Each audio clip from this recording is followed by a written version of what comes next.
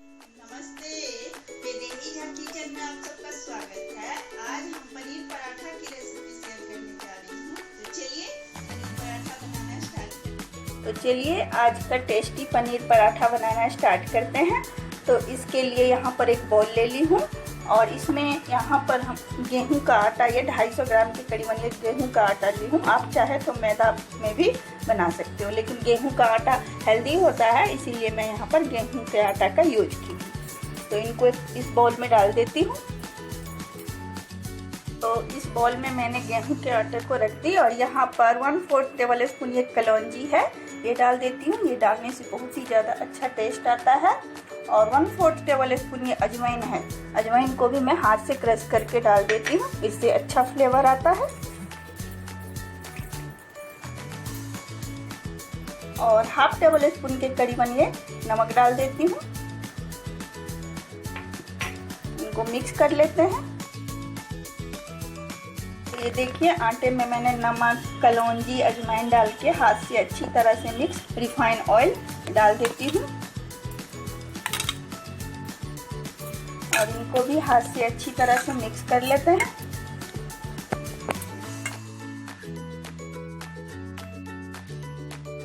ये देखिए मैंने आटे में 3 टेबल स्पून के करीबन ये रिफाइन ऑयल डाल के हाथ से अच्छी तरह से मिक्स कर ली हूँ।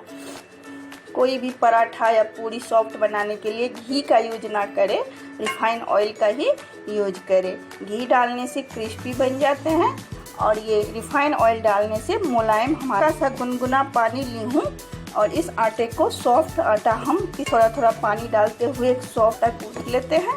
तो चलिए थोड़ा थोड़ा पानी डालते हुए सॉफ्ट आटा हम गूँथ लेते हैं।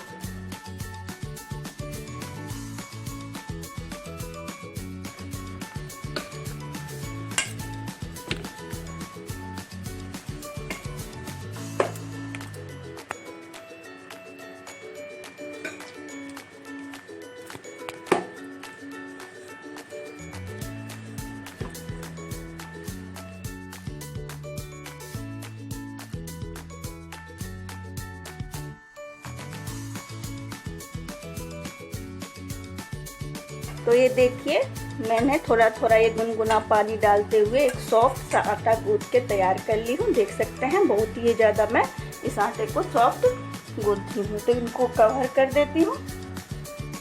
इनको 10 मिनट के लिए कवर करके साइड में रख देती हूँ। तब तक हम इसकी स्टफिंग की तैयारी कर लेते हैं।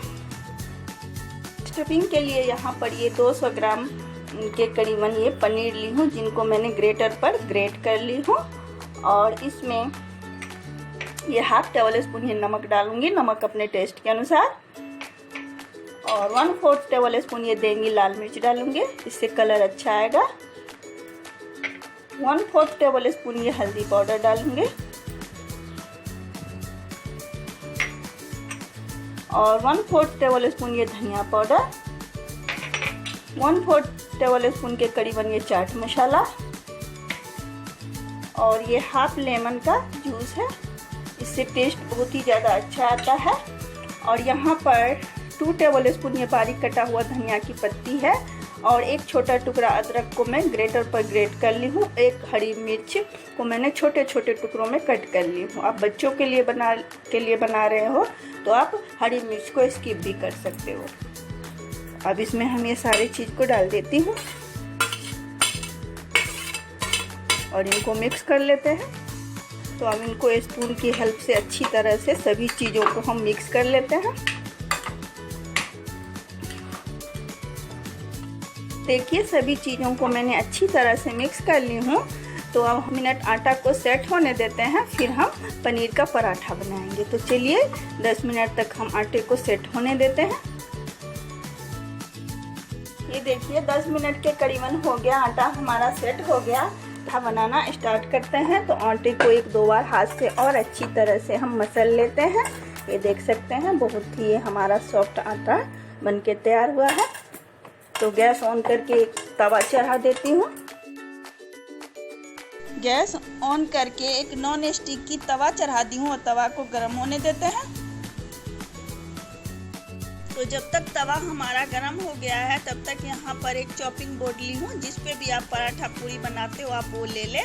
और यहाँ पर एक वाइट कलर की हैंकी ले ली हूँ और हैंकी को हल्का सा गीला कर ली हूँ।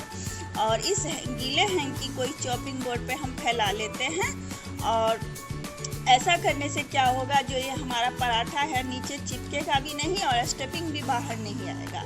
और यहाँ जो आटा को गूंथ के रखी थी, इनका हम छोटा छोटा ये मीडियम साइज़ की लोइयाँ बना लेते हैं। आप जितने बड़े पराठा बनाना चाहते हो उतना बड़ा लोइयाँ काट ले। मैं मीडियम साइज़ की पराठा बनाऊंगी तो इसलिए मैं मीडियम लोइयाँ काट ली हूँ। तो ये देखिए सारे लोइयाँ मैं काट ली हूँ। इसमें से एक लोइयाँ उठा के और इनको कवर करके रख देती हूँ ताकि ये सूखे ना। और इस एक लोइये का हम पहले पराठा बना लेते हैं। तो इस तरह से राउंड राउंड घुमाते हुए पराठा का शेप देते हुए इसमें हम स्टफिंग भर लेते हैं। तो भरवा पराठा थोड़ा सा भरा भरा ही अच्छा लगता है, तो इसलिए हम स्पून की हेल्प से इसमें 2 टेबल स्पून के करीबन ये स्टफिंग हम भर देते हैं इसमें। तो चलिए 2 टेबल स्पून के करीबन हम स्टफिंग भर लेते हैं। तो ये देखिए मैंने 2 टेबल स्पून के करीबन इसमें स्टफिंग भर दी। अब इनको हम चारों किनारों को फोल्ड करते हुए बीच में हम इनको चिपका लेंगे। तो चलिए इनको चारों किनारों तक फोल्ड करते हुए हम बीच में इनको चिपका लेते हैं। और हाथ से इनको हम हल्का सा पहले फैला लेते हैं। तो चलिए हाथ से इनको हम थोड़ा सा पहले फैला लेते हैं। देखिए हाथ से मैं इस तरह से थोड़ा फैला ली हूँ। अब आटे में डस्टिंग करते हुए हम इनको पराठा की तरह धीरे हाथ से इनको हम बेल लेते हैं। ज़्यादा हम इनमें प्रेस नहीं करेंगे, हल्के हाथ से ही इनको हम बेल लेते हैं। ये देखिए मैंने रोटी की तरह ही ये पतली सी पराठा बेल के तैयार की हूँ। आपको जैसे मोटे पतले जैसे पसंद। तवा भी हमारा गर्म हो गया तो इस तवे पर डाल देते हैं। तो ये देखिए तवा हमारा गर्म हो गया तो इस पराठे को तवे पे डाल देती हूँ और इनको सिकने देती हूँ। जब तक ये सिक रहा है तब तक हम दूसरा पराठा बना के तैयार कर लेते हैं। तो चलिए इनको सिकने देते हैं। दूसरा पराठा बनाने के लिए फिर से एक लोइयाँ उठा लूँगी और फिर हाथ से राउंड राउंड करते हुए जिस तरह से मैंने पहला पराठा बनाई हूँ उसी तरह से हम सारे पराठा बनाएंगे। तो इस तरह से हम इसको राउंड राउंड करते हुए स्टफिंग के लिए तैयार करते हैं। और इसमें हम स्पून की हेल्प से इसमें डाल देती हूँ और इस तरह से हाथ से प्रेस करते हुए चारों किनारों को हम फोल्ड कर लेते हैं। तो ये देखिए इस तरह से मैंने फोल्ड कर दी। आप चाहे तो इसको कट करके हटा भी सकते हो। मैं इसी में इनको फोल्ड कर देती हूँ और उसी तरह से हाथ से थोड़ा सा मैं फैला लेती हूँ। ये हाथ से मैं फैला ली और फिर आटे में हम डस्टिंग करते हुए और धीरे हाथ से हम इनको बेल लेते हैं। इसमें ज़्यादा हम ताकत नहीं लगाएंगे, हल्के हाथ से ही इनको हम बेलेंगे। तो चलिए हल्के हाथ से इनको हम पराठा की तरह बेल लेते हैं। ये देखिए पराठा में दूसरा पराठा भी बेल के तैयार कर ली हूँ और उधर हमारा पराठा एक तरफ से सीख गया तो उनको पलट लेते हैं। तो ये देखिए पराठा हमारा एक तरफ से सीख गया तो इनको पलट लेती हूँ और दूसरे तरफ से हल्का सा इनको हम सीखने देते हैं। देखिए दूसरे तरफ से भी पराठा हमारा सीख गया तो यहाँ पर 1 टेबल स्पून के करीबन ये ऑयल हम इसमें चारों किनारों पर डाल देती हूँ और इस तरह से स्पैचुला से इनको हम चारों बगल घुमाते हुए हम इनको सेक लेते हैं।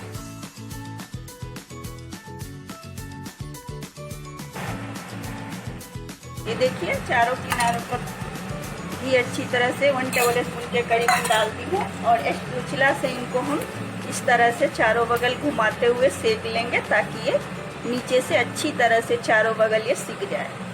और इनको हम पलट लेते हैं। ये देखिए गोल चित्ती सी इसमें आ गई है और दूसरे तरफ से भी हम उसी ऑयल में हम दूसरे तरफ से भी इनको सेक लेते हैं। देखिए दूसरे तरफ से भी हमारे पराठे सीख गए तो इनको हम प्लेट में निकाल देती हूँ। देखिए इसको भी हम प्लेट में निकाल लेते हैं। देख सकते हैं बहुत ही अच्छा ये हमारा पराठा सीख के तैयार हुआ है। इसी तरह से हम दूसरा पराठा तवे पे डाल देती हूँ। पराठा भी हम इस पे डाल देती हूँ और इनको भी एक तरफ से सिकने देते हैं। दूसरा पराठा भी एक तरफ से सिक गया तो इनको हम पलट के और दूसरे तरफ से भी हल्का सा सिकने देते हैं। देखिए ये पराठा दूसरे तरफ से भी हल्का सा सिक गया है, तो फिर हम स्पून की हेल्प से ऑयल हम इसमें चारों किनारों पर डाल देती हूँ और इनको चारों बगल स्पैचुला से घुमाते हुए इनको हम सेक लेते हैं ताकि अच्छी तरह से ये सिक जाए। एक तरफ से ये सिक गया है तो इनको हम पलट लेते हैं। से भी उसी ऑयल में हम इनको सेक लेते हैं। तो ये देखिए ये दूसरे तरफ से भी हमारा पराठा सिक गया, तो इनको भी हम प्लेट में निकाल लेती हूँ और इसी तरह से हम सारे पराठा बना के तैयार करते हैं। तो चलिए सारे पराठा पहले हम बना लेते हैं, फिर हम सर्व करेंगे। देखिए हमारे सारे पराठे सिक के तैयार हो गए। ये लास्ट वाला था, तो इनको भी हम थोड़ा दोनों तरफ से सिक गए हैं, तो इनमें थोड़ा सा ऑयल डाल के और दोनों तरफ से इनको हम सेक लेते हैं। तो चलिए इनको दोनों तरफ से सेक के फिर हम सर्व करते हैं। तो ये देखिए मैंने इस पराठों की प्लेटिंग कर दी। मैंने इस पराठों को आलू परवल की सूखी सब्जी और मिक्स वेज रायता और आम की खट्टी मीठी अचार के साथ मैंने इस पराठे को सर्व की हूँ। आप किसी भी चटनी के साथ या इस पराठे को ऐसे भी एंजॉय कर सकते हो। आप ये पराठा किसी भी चीज़ के साथ बहुत ही ज़्यादा टेस्टी लगेगा। तो आप लोग ज़रूर इस तरह से एक बार ये पनीर का पराठा बनाइए और खाइए और अपना अनुभव मेरे साथ शेयर कीजिए। और अगर मेरी रेसिपी आप सबको पसंद आती है तो मेरे चैनल को लाइक और सब्सक्राइब करना ना भूलिए। Thank you for watching.